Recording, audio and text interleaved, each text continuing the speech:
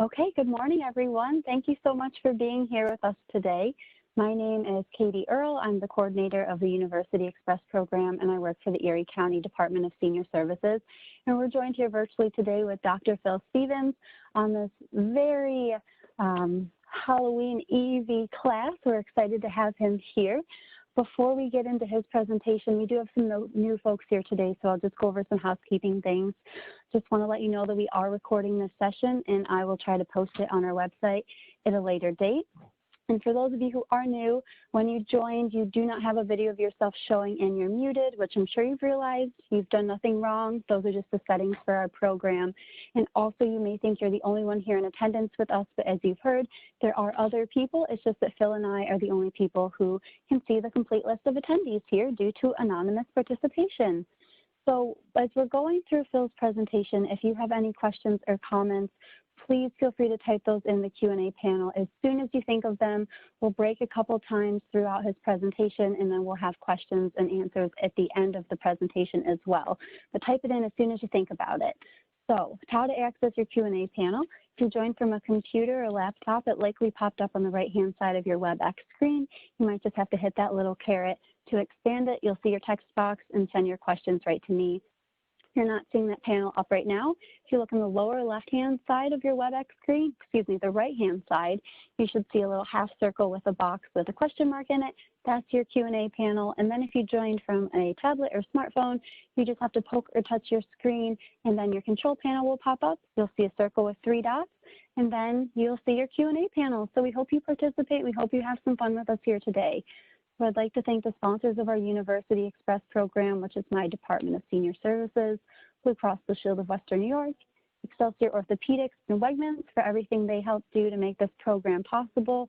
And as always, please do not hesitate to call us at Senior Services if you have any questions about programs, services, or benefits for yourself or a loved one. No question is too small. We'll do whatever we can to help you out. We're at 858-8526. So please let me introduce our speaker to you. Phillip Stevens Jr. retired in 2019 after 48 years in the anthropology department at UB.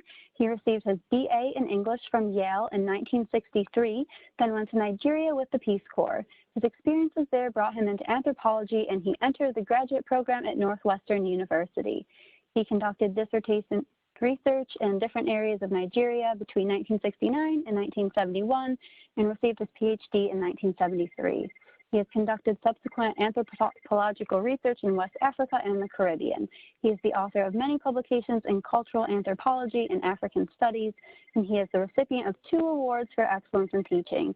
One of his most popular courses at UB was in the anthropology of magic, sorcery, and witchcraft, and he is now writing a book on that topic. Phil, I'm going to turn it over to you. Thank you for being here. Thank you, Katie, and welcome everyone on this cold morning, the coldest morning so far of the season. And outside our window, we saw the first snowflakes just 10 minutes ago here in Amherst, New York. Before I get started on my program, I want to give a plug for University Express, what Katie is doing for all of us during the pandemic. I hope you'll have a look at their website and see all the great offerings. There's some days there are 2 in a day. I don't know how many total per week, whether there are every day, but there are lots of very interesting things, and many of them are recorded. And I'm going to join you again in December, on December 3rd, I think, for a program on voodoo, voodoo in Haiti mostly.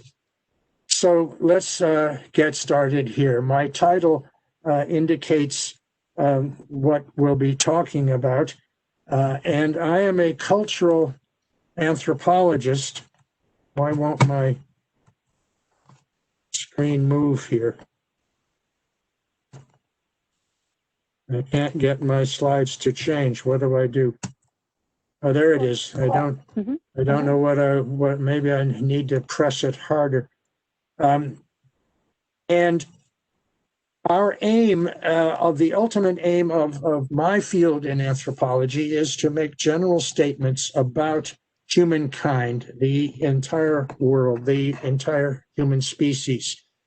In popular understanding, anthropology might be regarded as the study of human differences. But in my research, and I'm sure all would agree with me, recognizing that we are all members of the same species, our similarities are far more significant than our differences. Our differences indeed are really inconsequential.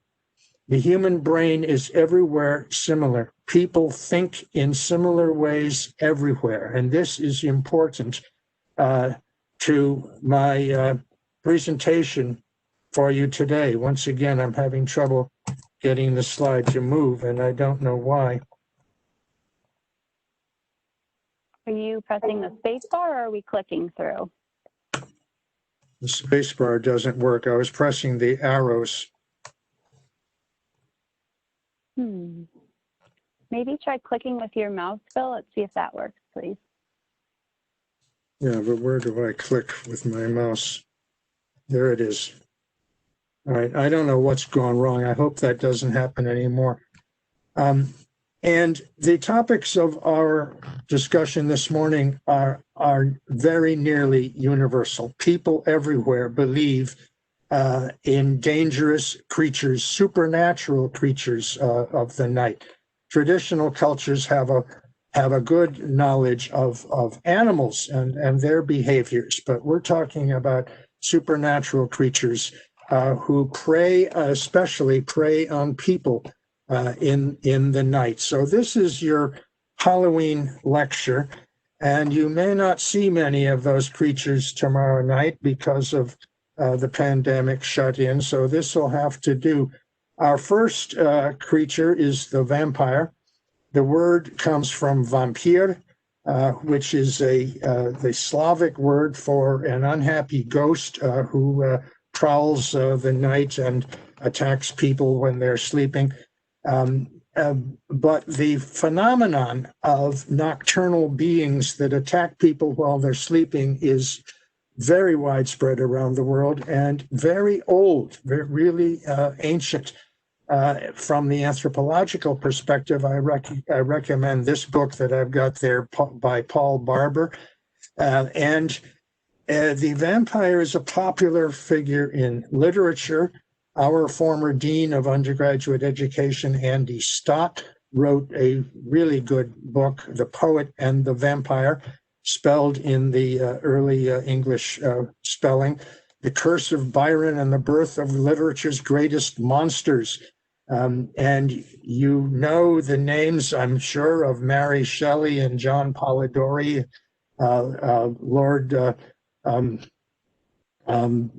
what was Shelley's name, who got together in Geneva in a cottage by the lake in the summer of 1816. And Shelley wrote ghost stories. Mary Shelley created Frankenstein, and John Polidori wrote the first vampire story.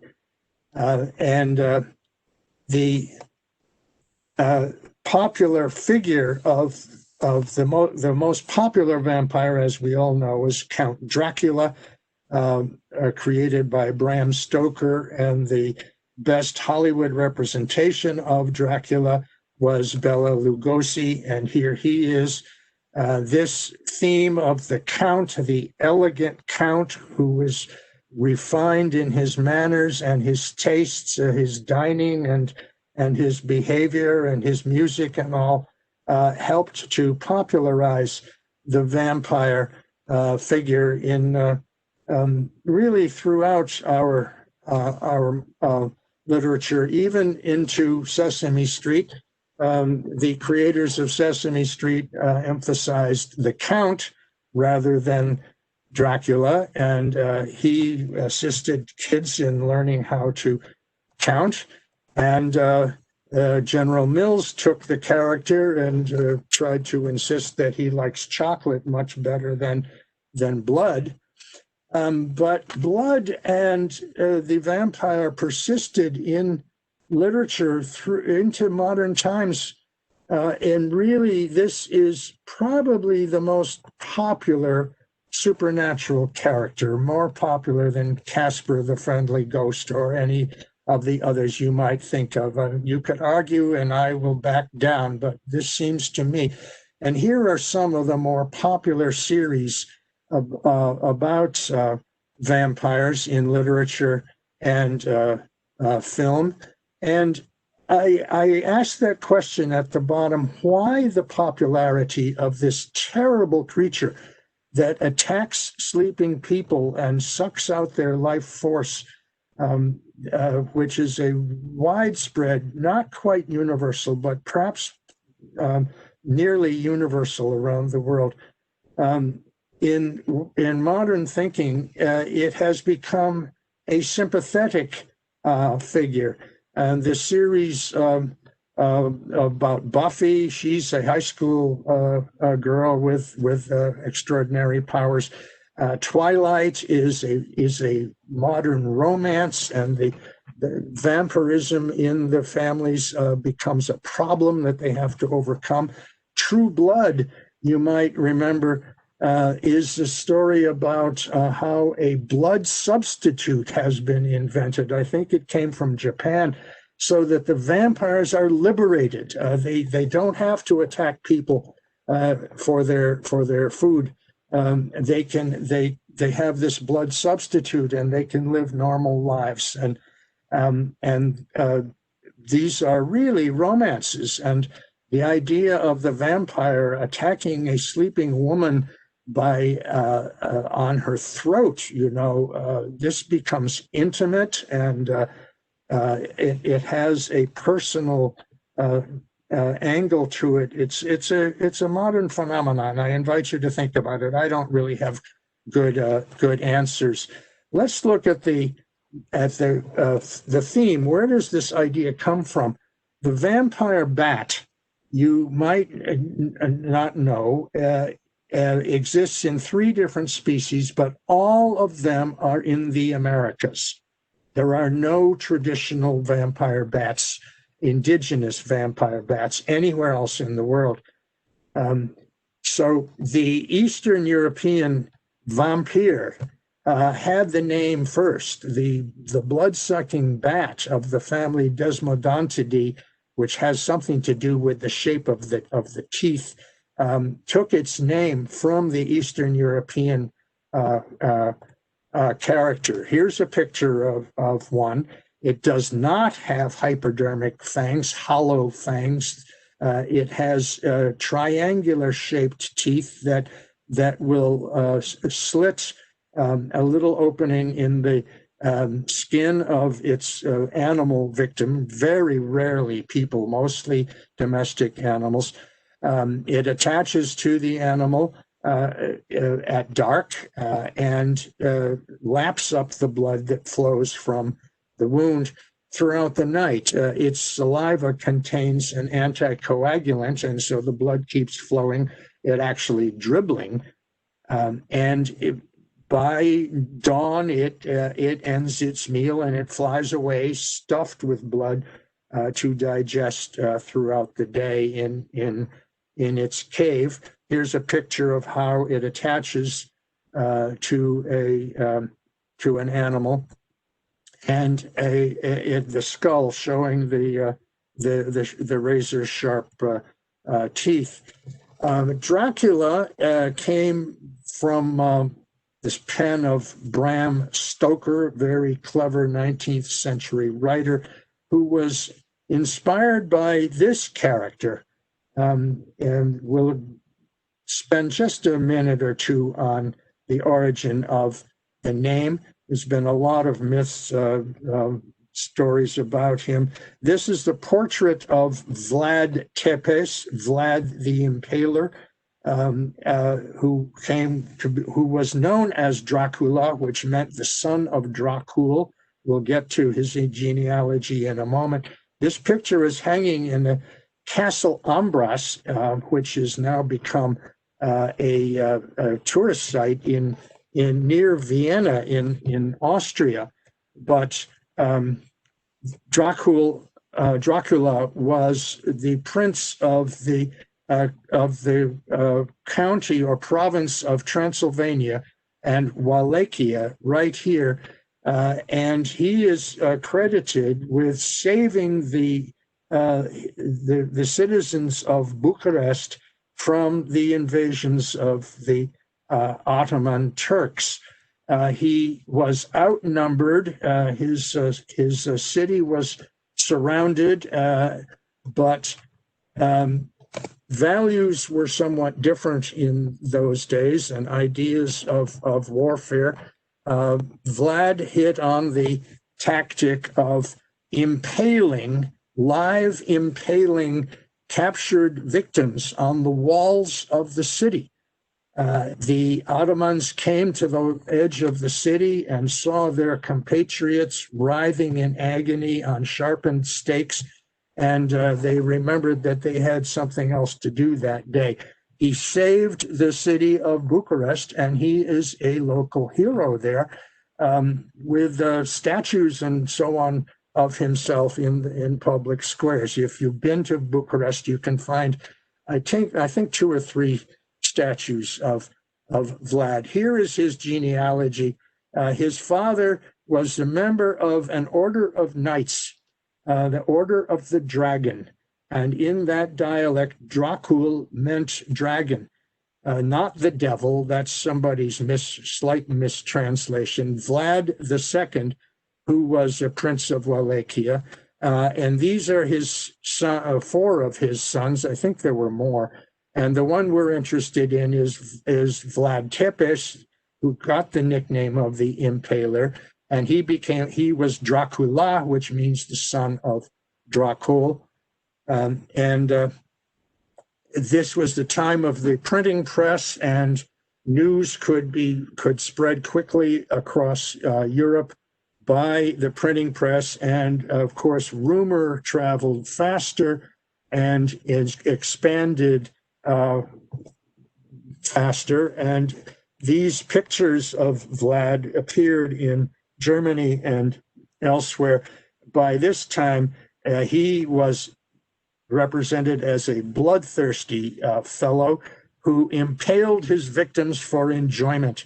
And here he is in his courtyard having breakfast, listening to the cries of his impaled human victims as his morning music. Another engraving or woodcut of the same idea. And that's how Vlad's reputation grew, and he became the bloodthirsty character who was and an aristocrat. He was a prince who became the model for Bram Stoker.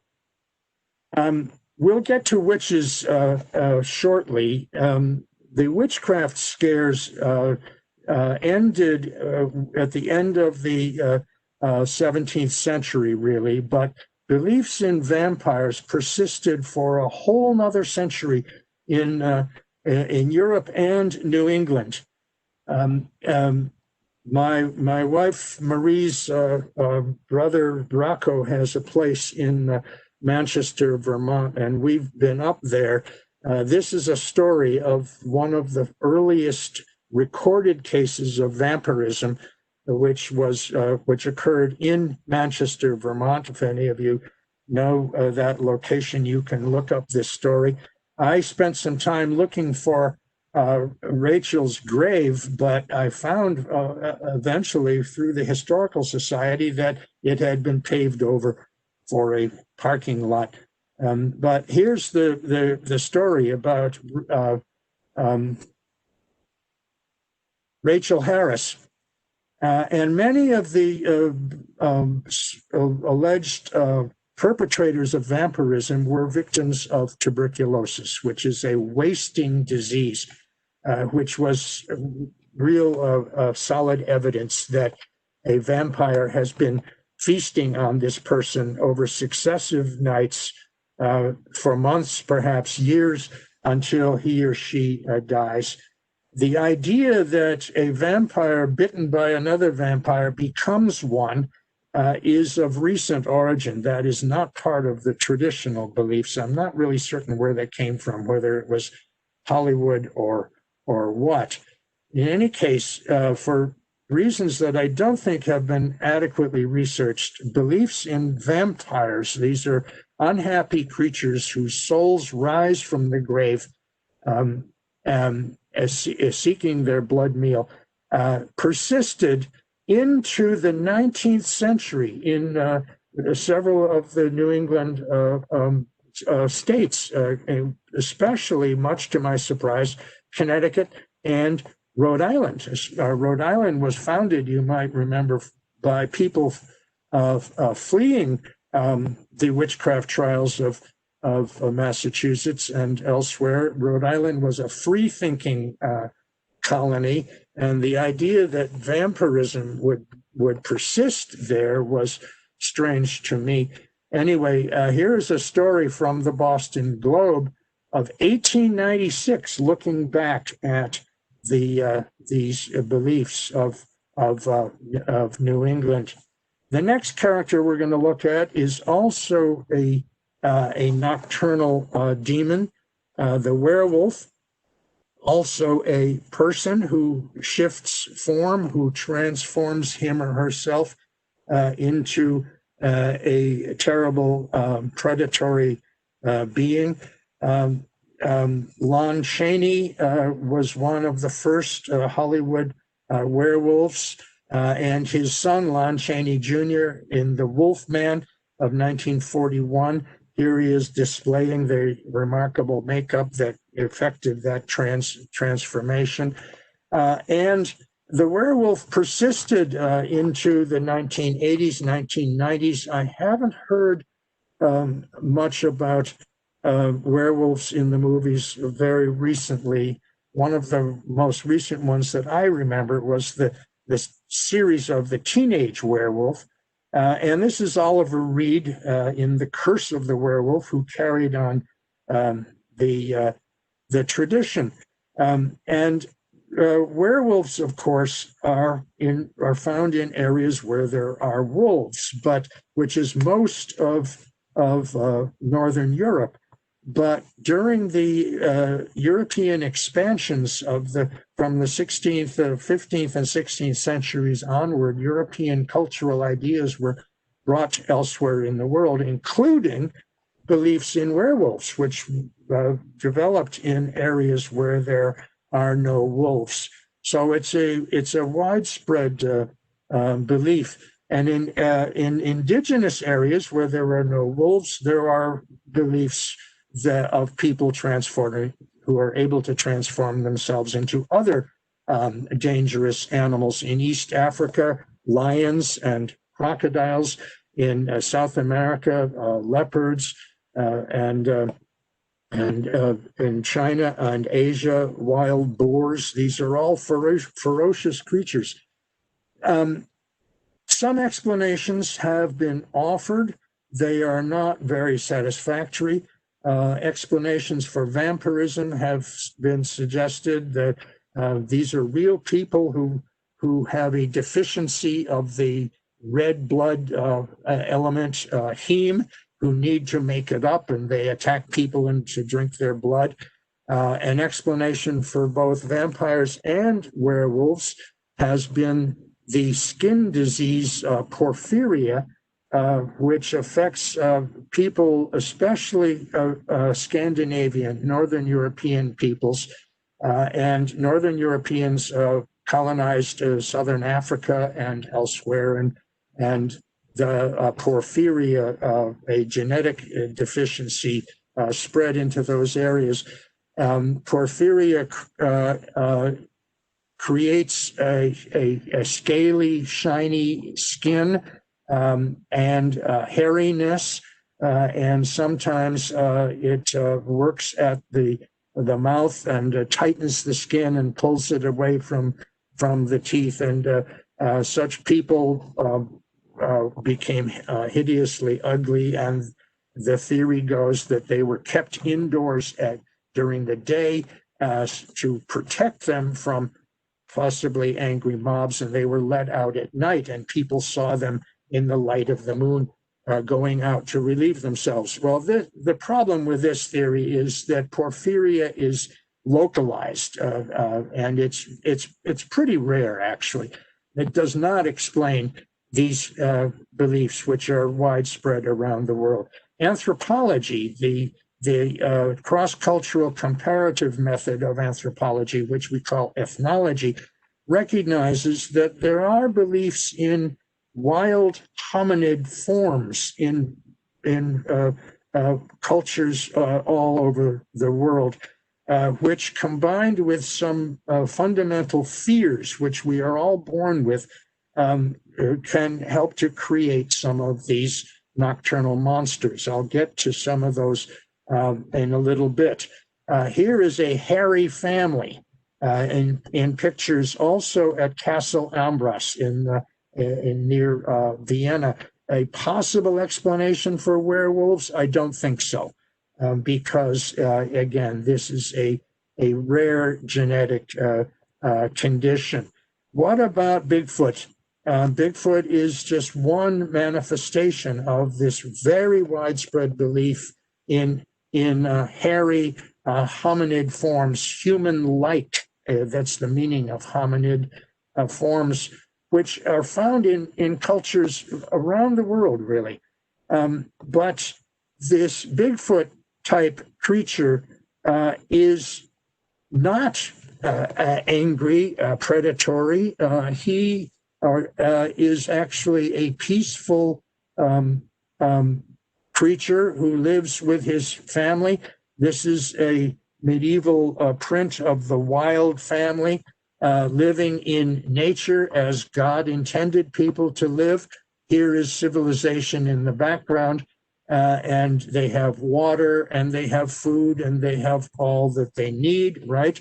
But the wild family becomes angry and predatory when their space is intruded upon. And here is during the Crusades, when the knights came down to liberate the Holy Land, they passed through forests where there were wild people, and they intruded into the territories of the wild people who fought back. And the wild man developed a reputation of being a cannibal, a predator, a carnivorous, careless being who attacked randomly. And here's a picture of that element. But I can't, again, credit that fact with beliefs in werewolves, because there's something much deeper going on, which I'll come back to in a few moments. The next of the three creatures in our title is the witch. This is about 1440, as the caption reads, the first image of witches flying on broomsticks. In fact, the flying, transforming witch is an ancient character going back at least 1,000, maybe 1,500 years before the modern era, before Christ, before the Common Era. The popular image of the witch is a woman, but in fact, in most cultures, both men and women are witches. The broomstick and the origin of the broomstick, which begins to appear in the 15th century, is a whole other story. We might get into that if we have time later.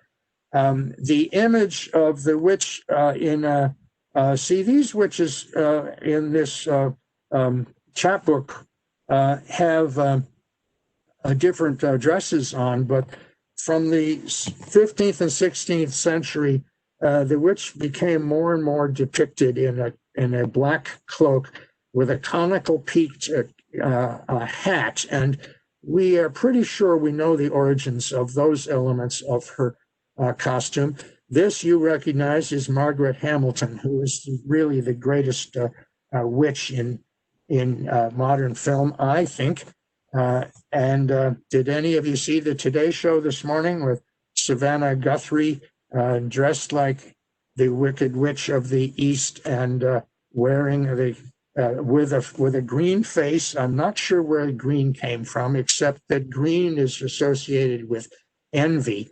Witches are motivated by negative emotions. And Margaret Hamilton, of course, in The Wizard of Oz, and she made this image really famous. This is a great picture showing a hand turning the book of spells, right? Margaret Hamilton explaining to Dorothy elements of her craft. And she appears also in Sesame Street. Here she is lamenting the situation of the witch. Sesame Street did a lot to lessen the demonization of such folkloric creatures, right? And helping us to consider the witch as a sympathetic character, spilling out her woes with a fellow sufferer, a fellow cynic of the world, Oscar. And in Western Europe, the witch was a serious tormentor of people for 4 centuries, and the Inquisition labeled the witch as the arch heretic, the agent of Satan on earth. And you all know the folklore of witches that developed during this time. And thousands, tens of thousands of people, mostly women, but about 20% men, were executed, and tens of thousands more had their lives ruined by incarceration in terrible jails. And the Spanish painter Francisco Goya did a series in the 19th century looking back with some humor and some pity at the beliefs of his forebears. Of course, they were very, very serious in those days, but Goya's satirical paintings and drawings give us some real insight into the way witches were believed to behave. And witchcraft was the popular subject of artists in the late Middle Ages and the early modern period. So we have no lack of images. This man has come home late, too late, and the witches have come out. It's already twilight, and they're going to their Sabbath, to their annual meeting, and they accost this fellow, and he is on his knees begging them for mercy. It is the crescent moon, not the full moon, the crescent moon, what Galileo called the horned moon. And the horned moon is the moon of power, and this is the time of the witches' Sabbath. Witches can transform themselves into nocturnal creatures like owls and bats, and here are some coming down to see what the commotion is all about, to join these others. One is on her way to the Sabbath with a basket of babies. Children are the subject of many of these nocturnal creatures. This one is sticking pins in a doll, the classic and very widespread form of image magic. And this is one of several satirical paintings that Goya made of witch beliefs. And here is the horned god, Satan in the form of a goat, who presides over the witches' meeting. And these 2 young women, well, this is a younger woman, this is an old crone, are offering their babies to the horned god. An English woodcut showing the 2 ways that witches preferred to cook their babies, either in a pot or directly roasting over a fire. And the witch is really a composite of many fundamental human fears and fantasies. And I have collected 14 different attributes of the classic witch. This is the evil witch. And I want to insert here the warning, really, clarification that I am not talking about Wiccans. I'm not talking about modern pagans who may be practicing a totally different kind of witchcraft. I'm talking about the classic evil witch who does all of these terrible things. And I'm using the present tense because even though in the West this has fallen into the realm of folklore, there are many areas of the world who believe that there are people today who are able to do some of these things. And this is really the prototype conspiracy theory. I have another talk which is listed with University Express, which may come out when we are all liberated and I'm able to return to going to senior centers. Another talk about conspiracy theories in American history. And I focus on this same set of attributes because the witch has many of the same attributes that are ascribed to conspirators in other areas of the world and at other periods of history. The first is they just hate. They are filled with hatred, seething hatred that motivates them against orderly society. They are the original subversives. They prefer a nocturnal activity. They have the ability to transform themselves, what folklorists call shape-shifting, into any other form, human or animal or invisibility. They fly. They fly under their own power. They fly on broomsticks. They fly on nocturnal animals. Some of the witches of Europe and New England were depicted flying on goats or on other domestic animals. They meet other witches periodically at a weekly or monthly, mostly monthly, I think, a gathering some late at night, and it is called the Sabbath. The word comes from the Hebrew word for the holy day because the first people rounded up as a group and charged with witchcraft were Jews. In the 15th century, they were targets of the Inquisition. They were charged with spreading the plague, the bubonic plague. This is the next attribute of the witches. They spread disease. In the 1980s, a first job of first aid workers in Africa was to advise people that HIV/AIDS is not spread by witchcraft. And today with COVID, the same thing. And COVID is a logical disease to be spread by witches because it is spread by human contact, people being close to each other. And witchcraft really is a social disease. It is passed between people. The witch is a person with these extraordinary supernatural powers. The target of all witches is very much similar to the other nocturnal creatures that we've already looked at and we'll look at is children. And this is important.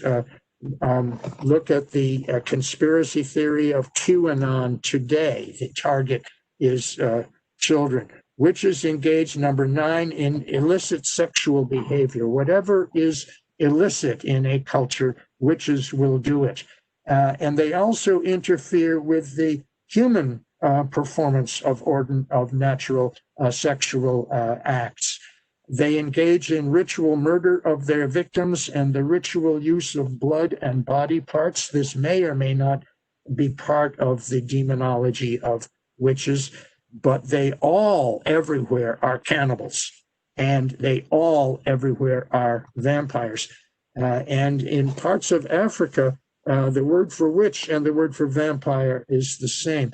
And all witches in the classic sense are associated somehow with death. First, because they kill, but also because the Sabbath is often held in a place of death, like a cemetery or a place of execution. In some cultures, it's believed that witches sustain themselves by eating human corpses. They are associated with death for nutrition. I think I'm going to stop there for a few moments. We've I've covered the title characters, and we'll move on into another dimension of dangerous creatures of the night. But let's see if there are any questions. Katie? We do have some questions and comments. The first one I'm seeing regarding vampires, I think some people are just drawn to the mysterious and unknown. Right. Next, we have a question. Just to clarify, did you say that being bitten by a vampire makes you a vampire is more of a recent idea and not original? Yes, that's what I said. Okay. But I don't know the origin of it. I don't know where it developed. The same idea with zombies. We'll come to zombies briefly when I'm almost finished. And I think that's Hollywood, the living dead, you know, that if they bite you, you become one. Go ahead. Okay, thanks, Phil. We have someone saying, what is the broomstick story? Can I postpone that until later? Absolutely. I've told that story before, and it's an adult story. We'll have to censor it. We'll get to it later if we have time. Okay.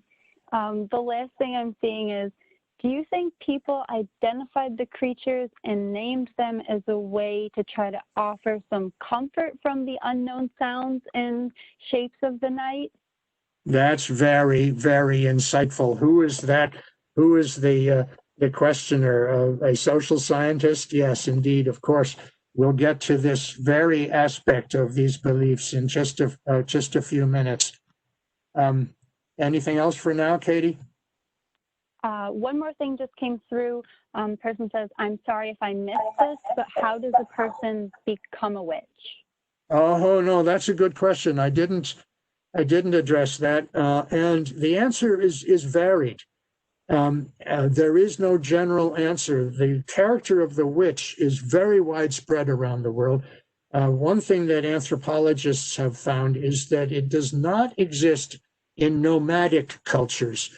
So cultures that are moving, like the pastoral societies of Africa or Siberia, don't have witch beliefs, and hunters and gatherers don't have witch beliefs. So it's settled societies where it is found, and the origins of the witch vary tremendously across these cultures. In many, it's passed down through descent, either through females, mostly I would say through females, but also through males. So if you're born of a witch, the witchcraft potential is in you.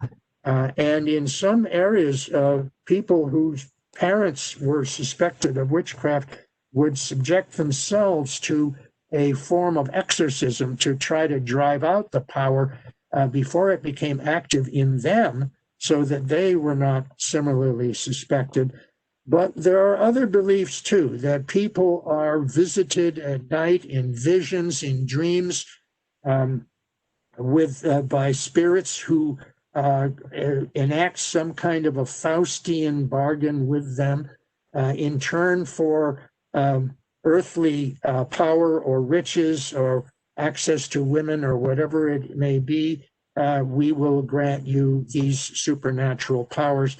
And there may be in many cultures a myth of the earliest witches who obtained their powers in a form like that, like the Greek myth of Prometheus and the origins of death. You know, the first witches were people who made a deal with the god of death to act as his agents on earth, and in return he gave them powers, riches, and wealth and luxury, but they were condemned to serve him in the afterworld. A kind of a very widespread theme, which was immortalized by the Faustian story by whoever originated Faust, and made famous by Goethe in his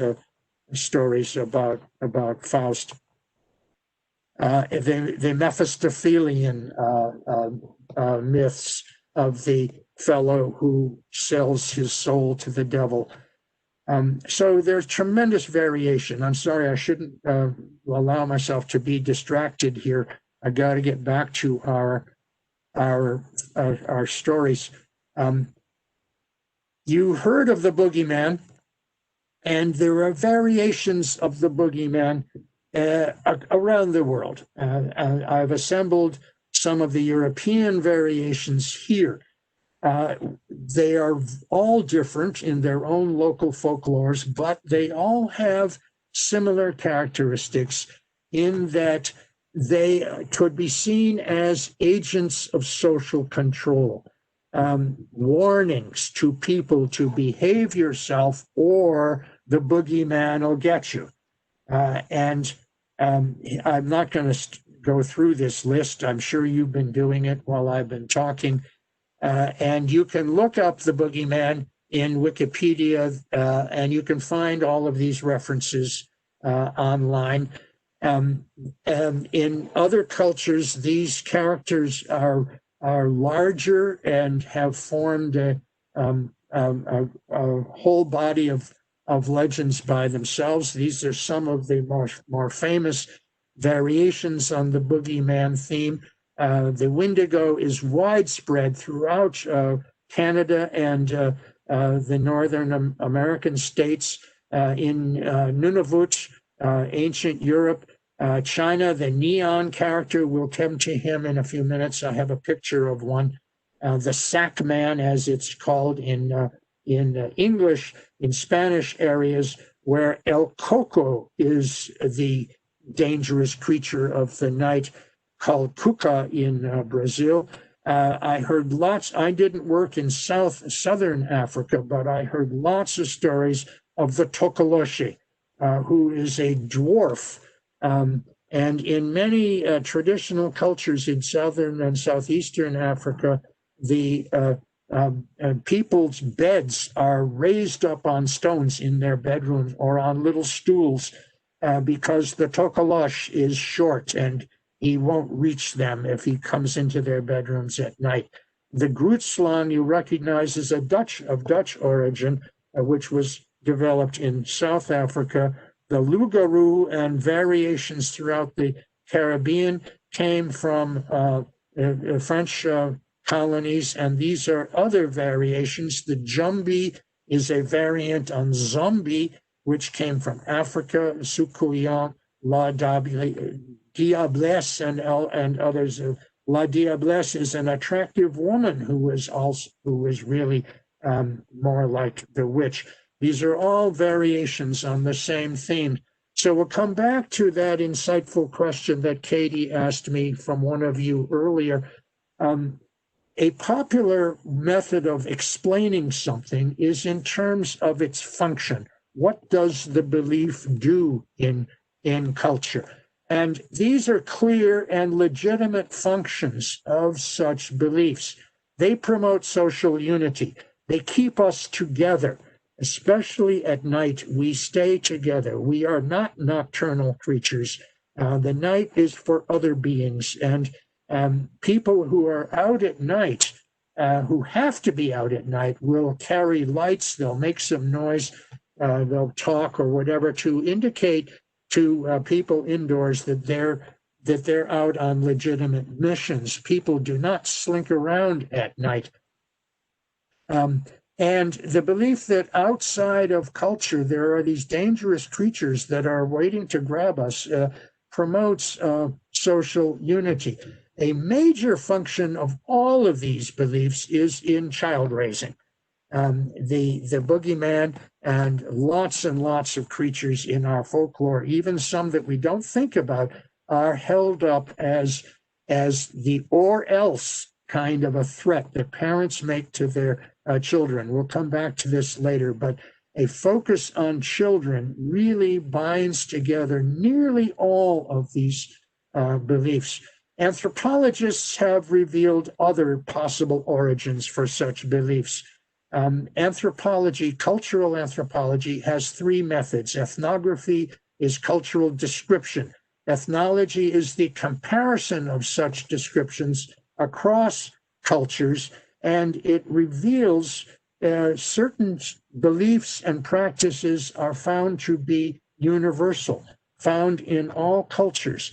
And so if people are believing and behaving in the same way everywhere, it suggests, it doesn't prove, but it suggests another place to look for an explanation. Maybe it's in the way we think. Maybe it's in the structure of our brains, in our cognitive structures. And this is the focus of the book that I'm working on that Katie mentioned in her introduction. I want to suggest that many magical beliefs and all of those 14 attributes of the witch that I have outlined for you signal universal forms of thinking, universal ways of responding to human crises and sources of anxiety, which are perhaps rooted in the evolutionary biology of our species. You might or might not recognize this. I'm bringing in some other agents of child raising under threat. My dad was a scholar of German studies, and I and my siblings were introduced to Struwwelpeter in our childhood, and my dad translated this as Slovenly Peter. There are other translations of Struwwelpeter. It's a series of stories, 6 or 8 separate stories about children who misbehave, children who don't behave their parents, children who forget their manners, who forget their restrictions on their language and behaviors, and what happens to them as a result. And this is Slovenly Peter, who refused to cut his fingernails and to get a haircut and to change his clothes and so on.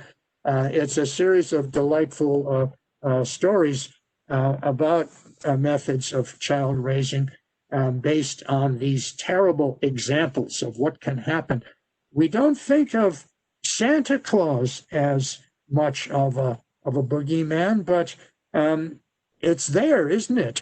In our folklore about Santa Claus. He knows when you've been bad or good, so be good, for goodness sake. If you're not, he either won't come or he'll put coal in your stocking. I put this up so I could locate certain places. If we get to some questions, I'll move along. Here is a picture of the Spanish boogeyman, the nocturnal creature that comes after your children, El Coco. You might know of this character. Marie and I drive to Florida every year and back, and we go through West Virginia, very near to the town of Point Pleasant. This is the origin, the place of origin of Mothman. The idea of dangerous creatures of the night, I think, is timeless and universal. And new creatures appear throughout history. Mothman is recent, 1967-68.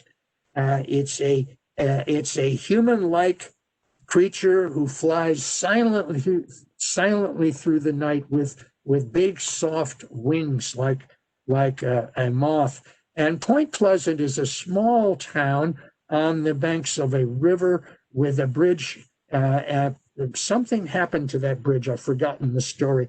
And Mothman apparently saved the town. And so a statue has been built of Mothman. He was perhaps the best thing that happened to the town of Point Pleasant, West Virginia.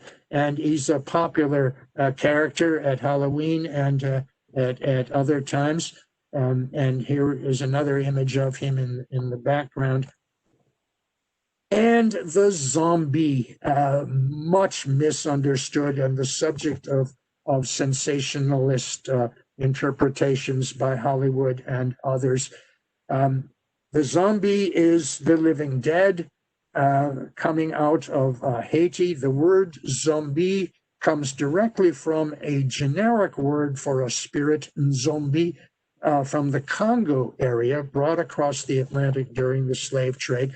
And in Haiti, the African elements of Haitian religion probably developed as early as the first decade of the 16th century.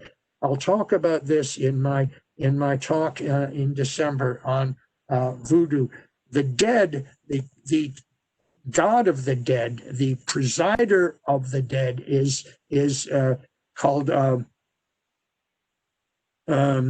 Samedi, Malam Samedi, the Master Saturday, and this is a priest of the Vodou cult dressed up like Samedi, who is the commander of the legions of the Gede, who are the souls of the dead.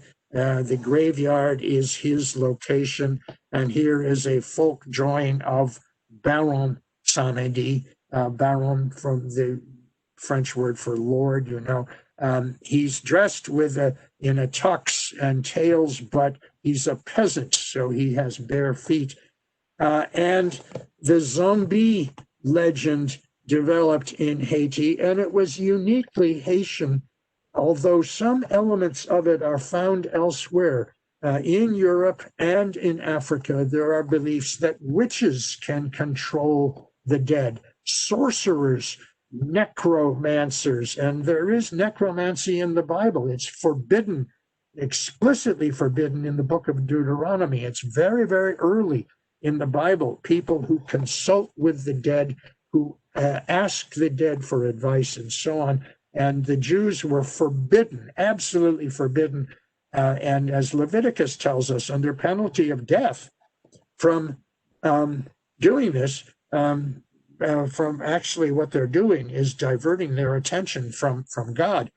Here's a Haitian folk painting of a farmer leading his zombies out at midnight. You see, this is the bewitching hour, to work in his fields.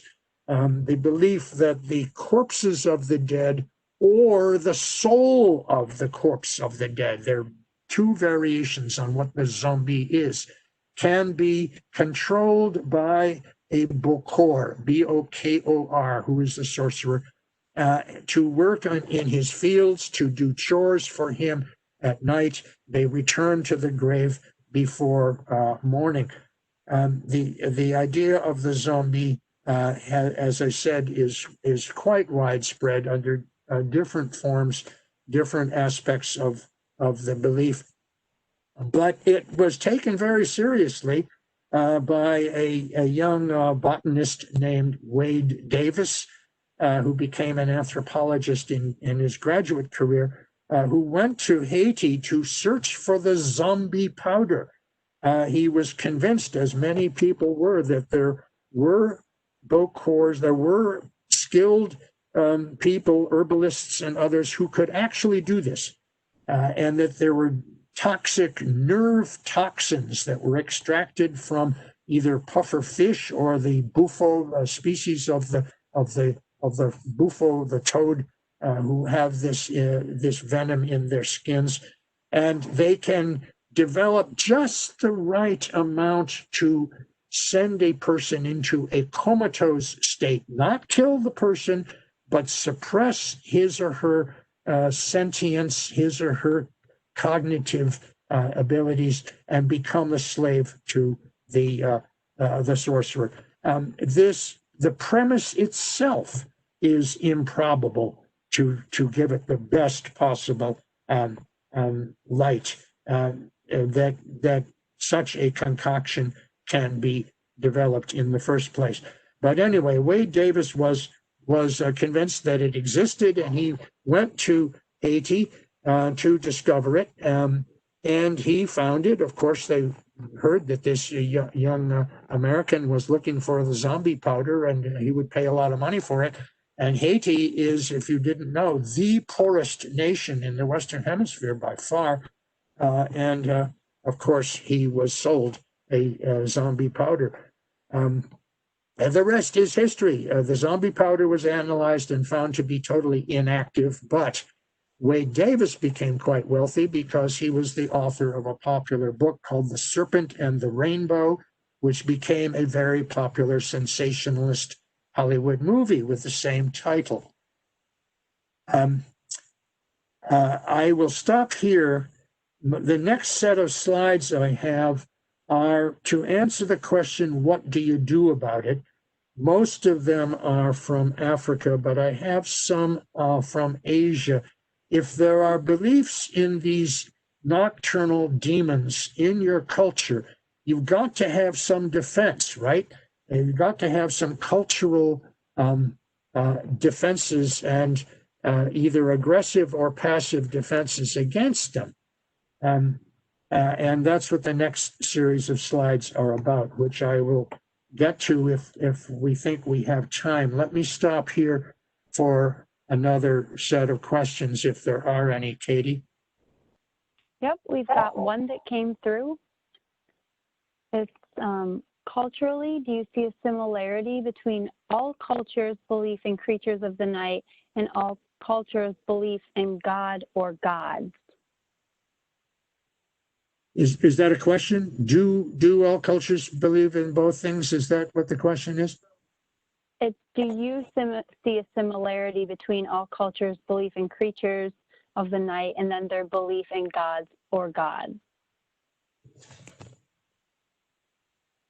I want to say that all cultures, no, this is true. All cultures have beliefs in what we could call elevated divinities, gods who are up above. And the idea of a supreme being is also universal. He or she is the Lord, the master of all the gods, or in Hindu cultures, the embodiment of all the gods. In Hinduism, the gods are different manifestations of Shiva or whichever is the supreme being. Even in hunters and hunter-gatherer societies, there's a belief in a supreme being and various lesser gods, and they are all elevated. In some cultures, the souls of the dead go up. In other cultures, the souls of the dead go somewhere else, to a forest or to a mountaintop or a desert or somewhere else. But those are absolutely universal beliefs. But there are also beliefs in dangerous spirits, which are universal. Beliefs in spiritual beings are universal. Nature spirits who control the various departments of nature are universal. Ghosts are universal beliefs, more important in some cultures than in others. Ghosts are the souls of the deceased, of the dead. They ought to be in the other world, but in many cultures they're not. And the problem of why they're not is a cultural problem which has to be dealt with. But there are also demons, dangerous spirits, and that is also a universal belief. Christianity and Islam and to a similar, yes, and Judaism as well. The big three have all accommodated those beliefs, those dual beliefs in a supreme benevolent God and an underworld, a nether region where there are dangerous beings, and adherence to and obedience to the supreme elevated God is what you need, really all you need, in defense against the dangerous creatures of our level. And in cultures which have not been Christianized or Islamized, there are similar beliefs. So yes, indeed, these are universal. And there is no contradiction because there is good and evil in all cultures. All cultures recognize it, and all cultures know that they have to accommodate it. There's a longer answer than you expected. So, shall I go on with the some of the what do you do about it, or shall we quit? We're just about at 1 hour from the time we began. Katie, what do you think? I think we should finish if that's okay. And for folks who have to leave us, like we're saying, this is recorded, so you can always catch the ending, but by all means, Phil, please continue. So as Katie told you, I spent a lot of time in West Africa, a total of 6.5 years over several different trips, beginning in the early 1960s with the Peace Corps. And so most of my examples, answers to this question are African. My first field experience in West Africa was among the Yoruba, Y-O-R-U-B-A, a very populous group in Nigeria, and Dahomey, and they were the most influential African cultural tradition that came across the Atlantic, in the slave trade. In Yoruba, witchcraft is passed on through women, and a defense against witchcraft is to pacify the spirits of women, called generically our mothers. Women are paradoxical, right? We need them. They are the mothers. They are the models, the human models of the way creation works. The earth is female, and they are sacred. And one's mother is an adored figure in African families. But evil, or the potential for evil, is passed on down through women also. So the mothers must be kept happy. And this is a Yoruba masquerade called Gelede, G-E-L-E-D-E, which celebrates the mothers. And it's both an annual festival and locally much more frequent. And if you're interested in African art, the Gelede headdress, the Gelede helmet mask, is a very popular item in museums with African collections. Here's one dancing in Ketu, K-E-T-U, in Dahomey.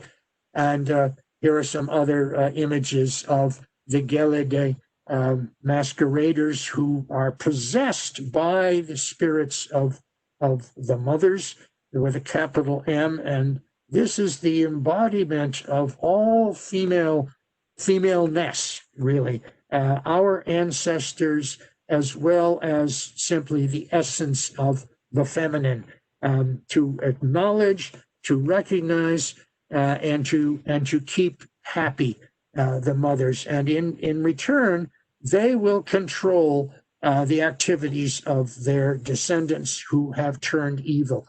They cannot stop them, but they can limit their abilities. A famous anti-witchcraft device is this mask from the Senufo of Mali,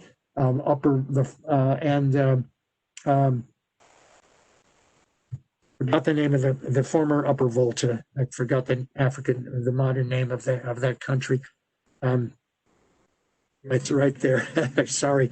And it is a fearsome helmet mask. It is worn over the head of the masquerader. His head is in here. I'm saying his because only males perform this kind of masquerade. He can see out through the open jaws. This has been called a fire spitter because deep inside this open jaw, there is a tiny ceramic pot, terracotta made of lightly fired clay with holes in it, and it's nailed to the bottom part of the jaw. Before the masquerader goes out to chase away the witches of the community, hot coals from a cooking fire are put into that little pot. The masquerader is dressed, covered completely. He goes into a trance state, and he dances through the town, and he breathes, and his breath going through the holes in the pot send out fire and smoke. It's a fearsome thing. It's absolutely terrifying, especially if it comes out at twilight, and it scares away the witches. The witches are, after all, human. The witchcraft power is vested in people. And these are a couple of masqueraders with variations of this anti-witchcraft mask on their heads. From the savanna areas of the northern Ivory Coast, perhaps Burkina Faso. That's the name I was looking for, and Mali, Mali. Now we're jumping to the tourist island, the beautiful paradise of Bali, Bali, in Indonesia, right next to the southeast of the major island of Java. Bali have the myth of Rangada and Barong. Rangada is the mother of the witches. She is a fearsome creature who has long fingernails like talons with which she spears her child victims and holds them like you would hold an ear of corn while she eats them. She is absolutely fearsome. She is in opposition to a prince named Barong. And centuries ago, in their first encounter, Rangada turned Barong into a dragon. And he persists in the form of a dragon. And in most Asian cultures, the dragon is good. The dragon is not an evil creature. The masquerade of Barong fights against Rangada in many ceremonies in Indonesia. Here she is again, and another vision appearance of Rangada. This is the Chinese neon, who is, I'm sorry, no, this is Barong, who is a dragon, but look at his smile. I mean, he's a good creature fighting against the forces of evil, that eternal cosmic struggle that is perpetrated really in all cultures of the world. In my Peace Corps days, I worked for the Nigerian Museum for a while, and part of my job was going to villages and seeing whether there was any interesting objects that were no longer in use that the people would be willing to turn over to the museum to preserve them. And I encountered this anti-witchcraft ritual called Ndakoboya, 2 words, among the Nupe, N-U-P-E. This is unique to the Nupe, I think. This is a hoop, a wooden hoop on a pole, over which is draped some cloth. The masquerader is inside it. When it's fully, and he's holding on to the pole. When it's fully extended, it's over 10 feet high. And in the early morning, this thing will, or at twilight, this thing will rise up out of the savannah, accompanied by drummers who are themselves in a trance state. And the masquerader inside is, of course, blind. He's surrounded by dense cloth. So there's always a boy, an innocent boy, who is neither good nor evil. He is simply the guide for the masquerader, who goes through the village streets, twirling and dancing to drive away witches. This is a ceremony for me. They brought this out just for me, and there were kids coming out of school who are assembled in the background. In traditional cultural settings, this would not happen. Children would be nowhere near this fearsome creature. And it looks very simple, right? But in fact, it is really eerie, and it rises up out of the savannah and comes into the town and goes through the streets, twirling and shrieking, and then it goes back out into the savannah and sinks down into the grass again. It has cleansed the town. So I'm going to end there. I put up my email address for you if you'd like to, and my cell phone number if you'd like to ask me questions separately. But Katie, do we have any more in that final segment? Yep, we have two, but Phil, before I get to those, for the folks who are calling in, do you mind just reading off your email and your phone number, please? Oh, sorry. Sure. Katie advised me that some of you were not able to see my slides, and I'm sorry about that. I should have described them in more detail. So my email address is pstevens, P-S-T-E-V-E-N-S, @buffalo.edu. My cell is 716-247-3824. If you'd like to communicate with me.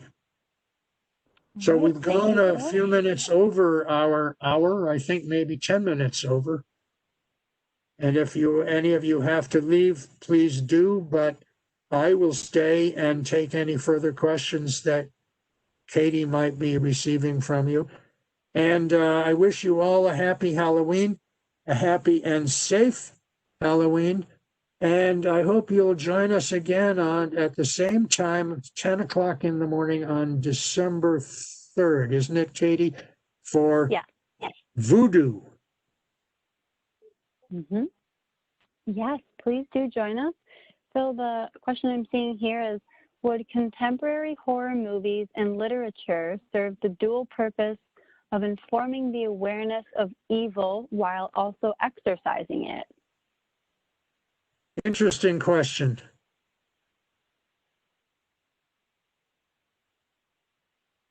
I'm not sure about that. I think you'll have to come up with your own answers there. You don't want that kind of evil, right? The evil we should be informed about comes to us through the law and from the pulpit. Horror movies deal with supernatural horror, and I'm a skeptic. I'm an anthropologist. I've found these beliefs to be universal, and I think they're rooted in us. They are responses to the unknown. They are attempts to explain misfortune. They do function to give us some kind of control. If we can understand the sources of misfortune, we can better deal with it, even if those sources are supernatural. I'm gonna plead abstain, I guess, from that question about such a positive function of horror movies. Most people have told me that people like to be scared, and that's a whole different dimension, isn't it? That's another psychological issue that I'm not equipped to deal with. But if they provide moral lessons, maybe, probably. Okay. Sorry. Thank you, There's Phil. another one. Yep. Can you comment at all on wizards? There is a whole vocabulary that I will try to spell out in my book. these terms, magic and witchcraft, are really loaded, semantically loaded, with a huge range of meanings. And magic itself has many, many meanings, and one of them is entertainment, a stage magician.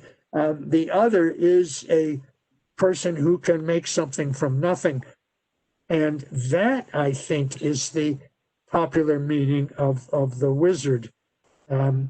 He needs some equipment.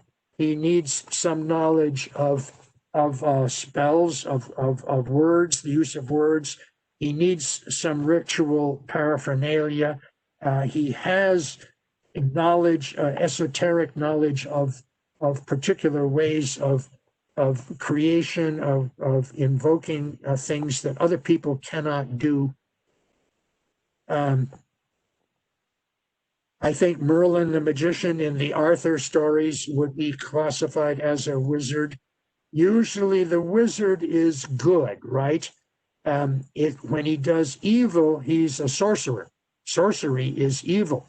So if it's the same person doing the same thing, then your interpretation depends on whose side you're on. And if you're on his side, he's a wizard. But if you are the target of his magic, then he is a sorcerer and he's dangerous. It's complicated. There's tremendous room for variation here. Similarly with the word warlock, which is a very strange word, supposedly meaning a male witch, but it's very rarely used. Sorry, that's all I got for that. No, that's great, Phil. Thank you so much. And then I'm just seeing a comment. Thank you for this most interesting presentation.